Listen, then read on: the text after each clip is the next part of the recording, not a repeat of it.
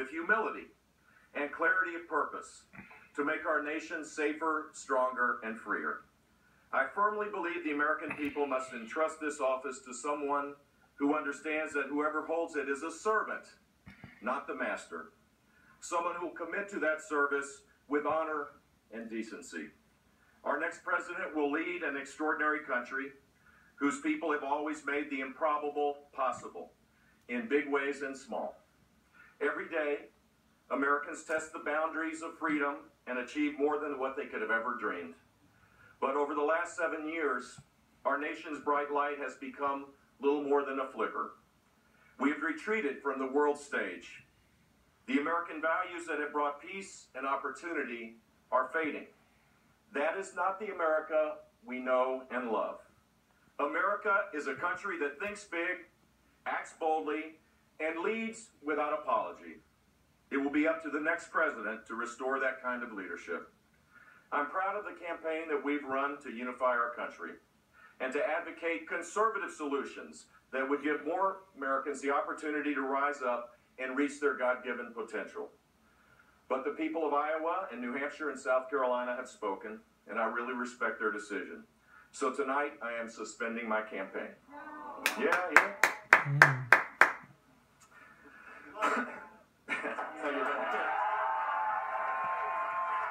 Wow. Yeah, how about that? I expected it. He's not stupid. Trump is going to win this campaign. He knows it. I congratulate my competitors that are remaining on the island on their success for a race that has been hard fought, just as the contest for the presidency should be, because it is a tough job. In this campaign, I have stood my ground, refusing to bend to the political winds. We put forward detailed, innovative, conservative plans to address the mounting challenges that we face. Because despite what you might have heard, ideas matter, policy matters.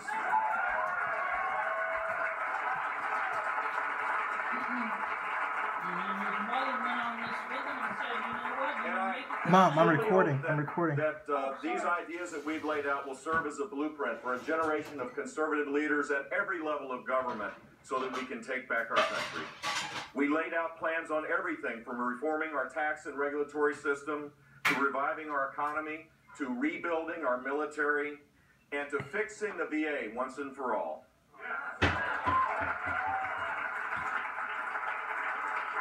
Finally, I am so grateful to Senator Lindsey Graham of South Carolina here for his steadfast support.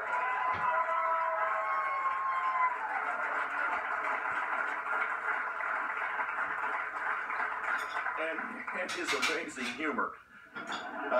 He stole the line that I'm now saying, which is that he's become a friend for life.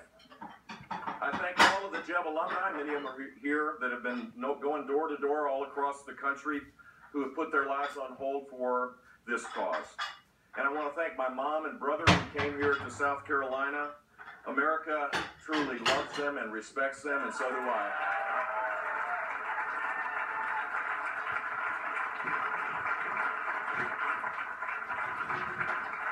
I want to thank all my family. 2.0 is always back there in the back.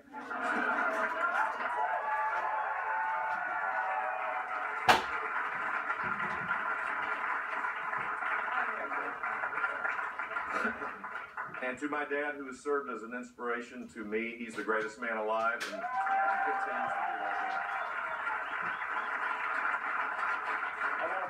I want to thank all the volunteers and supporters that I've met along this incredible journey, and to all the fellow grinders in our campaign, our staff, who never, ever, ever gave up.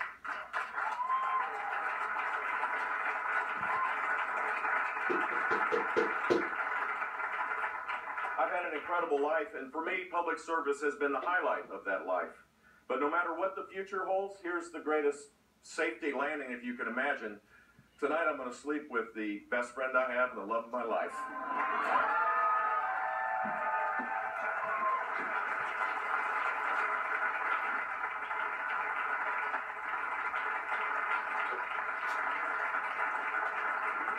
And I'm totally blessed to be the father of 3 extraordinary children, and as you might know, 4 near-perfect grandchildren.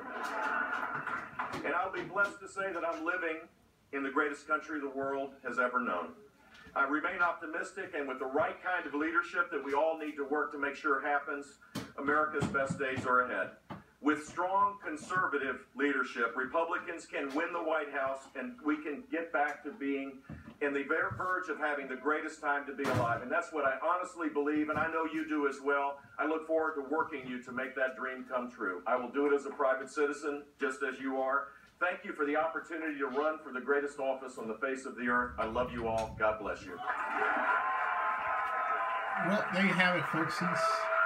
He's out. He's suspended his campaign, and because he came in fourth, 8.3% of the vote, just a little bit behind over John Kasich and Ben Carson.